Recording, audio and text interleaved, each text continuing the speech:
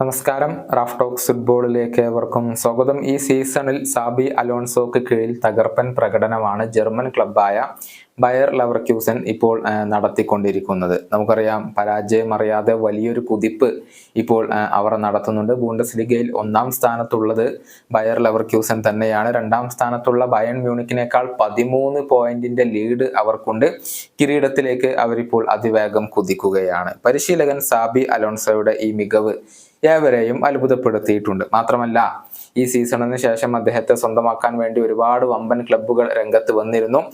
പ്രധാനമായും ജർമ്മൻ വമ്പന്മാരായ Bayern Munich, English premier league ക്ലബ്ബായ ലിവർപൂൾ എന്നിവരൊക്കെയായിരുന്നു അദ്ദേഹത്തിന് വേണ്ടി ശ്രമങ്ങൾ നടത്തിയിരുന്നത്. പക്ഷെ കഴിഞ്ഞ ദിവസം സാബി തന്റെ നിലപാട് അറിയിച്ചിരുന്നു. അതായത് ബയർ ലെവർക്യൂസനിൽ തന്നെ തുടരാനാണ് താൻ തീരുമാനിച്ചിരിക്കുന്നത് എന്നായിരുന്നു സാബി പറഞ്ഞിരുന്നത്. ഇത് സ്പാനിഷ് വമ്പന്മാരായ റയൽ മാഡ്രിഡിനെ സംബന്ധിച്ചിടത്തോളം അനുകൂലമായ ഒരു കാര്യമാണ്.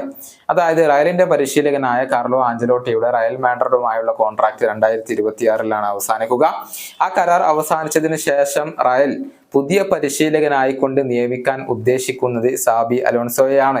ഇതാണ് റയൽ മാഡ്രിഡ് പ്രസിഡന്റായ ഫ്ലോറന്റിനോ പെരസിന്റെ ഒരു പദ്ധതി. കാർലോ ആഞ്ചലോട്ടിയുടെ പെർഫെക്റ്റ് റീപ്ലേസ്മെന്റ് എന്നാണ് പെരസ് ഇപ്പോൾ സാബി അലോൺസോയുടെ കാര്യത്തിൽ വിശ്വസിക്കുന്നത്.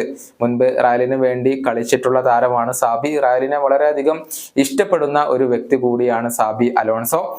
അതുകൊണ്ട് തന്നെയാണ്, അതല്ലെങ്കിൽ ഭാവിയിൽ റയലിനെ തിരഞ്ഞെടുക്കാൻ വേണ്ടിയാണ് അദ്ദേഹം ഇപ്പോൾ ബയേറിൽ തുടരാൻ തീരുമാനിച്ചിരിക്കുന്നത് എന്നുള്ള കാര്യം ചില മാധ്യമങ്ങൾ കണ്ടെത്തിയിരുന്നു. ഏതായാലും ഭാവിയിൽ റയലിന്റെ പരിശീലകനായിക്കൊണ്ട് സാബി അലോൺസോ എത്താൻ ഇപ്പോൾ വളരെയധികം സാധ്യതകളുണ്ട്.